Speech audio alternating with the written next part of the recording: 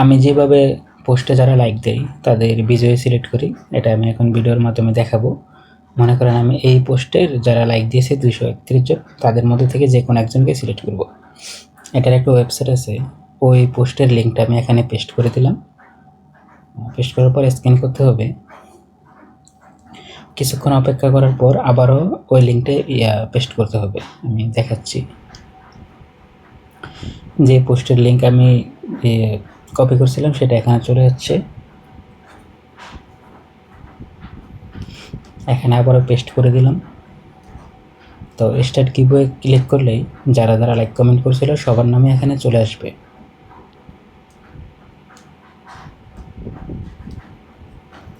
এখানে শো করতেছে 236 জন লাইক করেছে এবং 36টা কমেন্ট হয়েছে, একটা শেয়ার। তো সবার নাম চলে যাচ্ছে। এখন আমি একটু নিচে যেহেতু আমি একজন সিলেক্ট করবো, এখানে একজনের নাম সিলেক্ট করে দিলাম। এখন একটু নিচে যেয়ে ফাইন্ড উইনার লিখলেই যে কোনো একটা নাম চলে আসবে, যেহেতু আমি